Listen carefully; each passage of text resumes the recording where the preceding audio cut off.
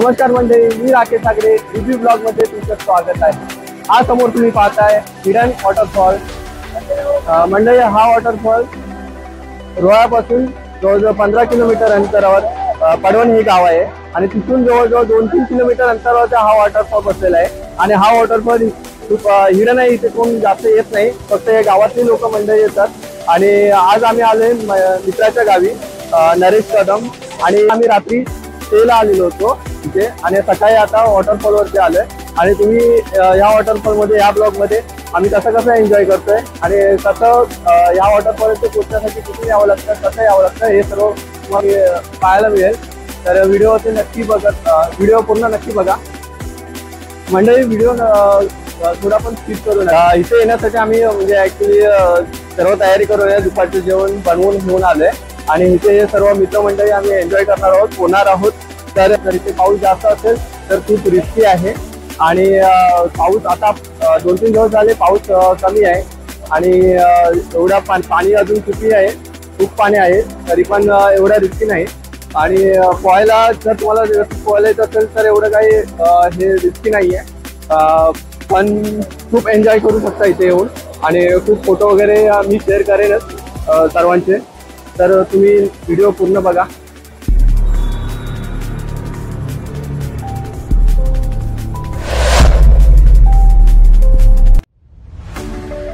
तर रोह्याला जाण्यासाठी आम्ही दिवा रत्नागिरी ट्रेन पकडली। वीकेंड असल्यामुळे तिथे गर्दी खूप होती। आम्ही एक सीट बसायला मिळाले, आम्ही ॲडजस्ट करून वरती बसलो आणि रोह्याला उतरलो।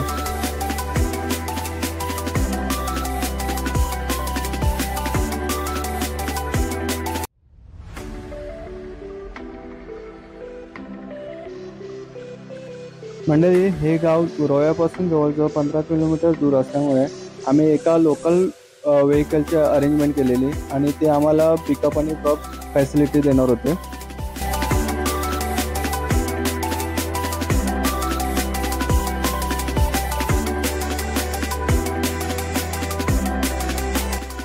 रिमझिम पावसाचा आनंद घेत आम्ही प्रवास चालू केलेला आणि हे गाव डोंगर माथ्यावरती असल्यामुळे नागमोडी वळणं आणि घाट हे तुम्हाला पाहायला मिळतील।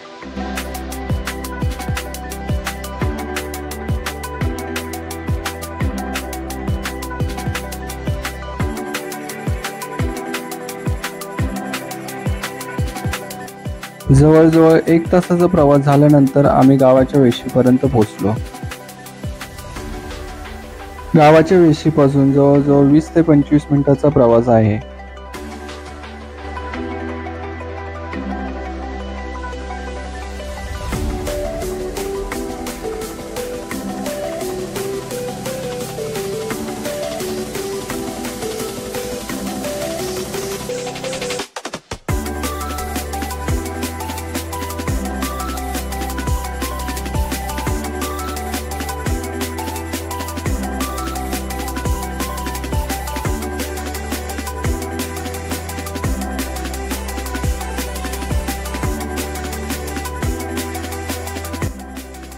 तर पाहताय फायनली आम्ही इथे घरी पोहोचलोय।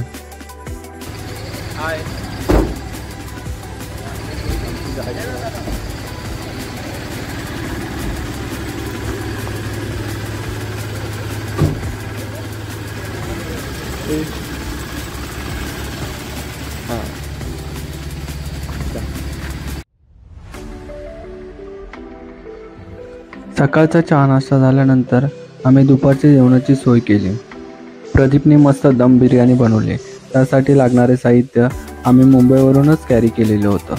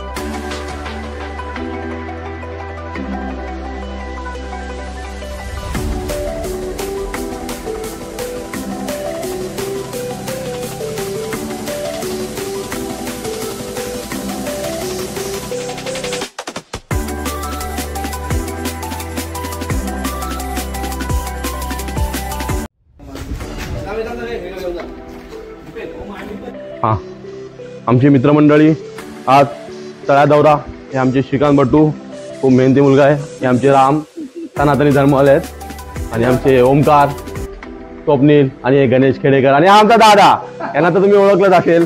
तो मेहनती मुलगा आहे बाहुबलीच्या रूपमध्ये आज इथे या ठिकाणी.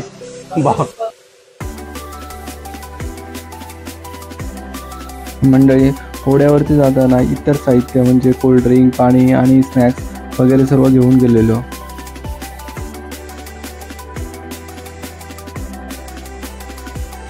मंडळी, इथून लोकेशनला पोहोचण्यासाठी जवळजवळ 2 किलोमीटरचं अंतर होतं आणि आमच्याकडे 2 टू व्हीलर अवेलेबल होत्या. अर्ध साहित्य आम्ही टू व्हीलरवरून पुढे पाठवलं होतं. मंडळी, तुम्ही समोर पाहताय ह्या गावची ग्रामपंचायत.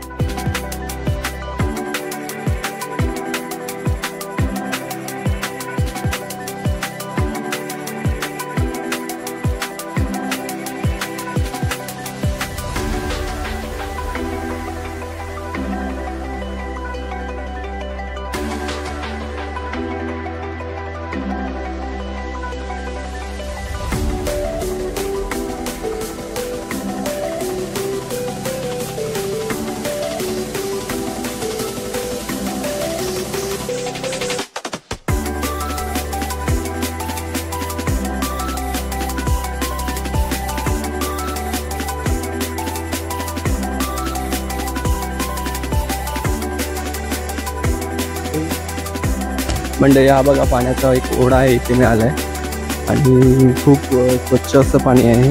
तुम्ही बघत असाल इथे नरेश खेकडे पकडायला येतो.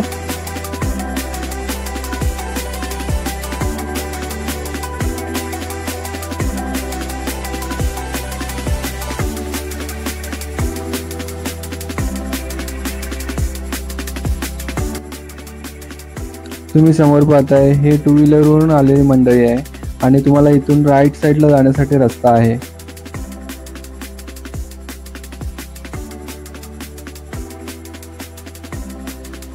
इथून पुढचा रस्ता शेतातून चालू होतो.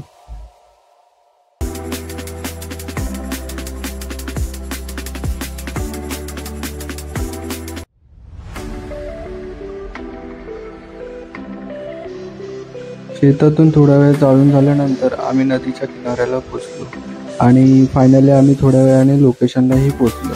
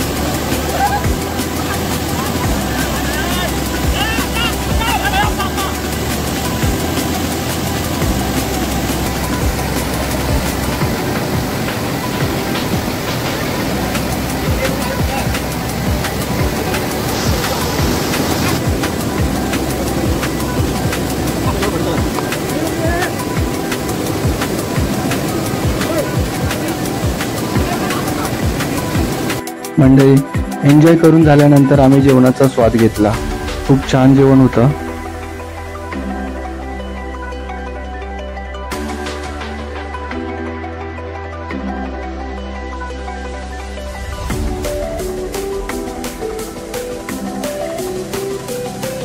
मंडळी, इथे पोचल्यानंतर मित्रांच्या रिॲक्शन तुम्ही ऐकू शकता. काय काय रिॲक्शन दिलेत त्या.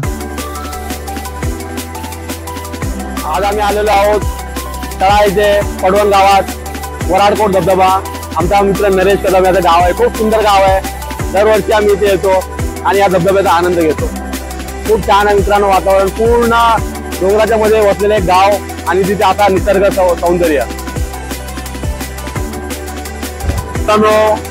दरवर्षीप्रमाणे यंदाही आम्ही कोडणमध्ये वराडकोड या धबधब्यावरती आलेलो आहे.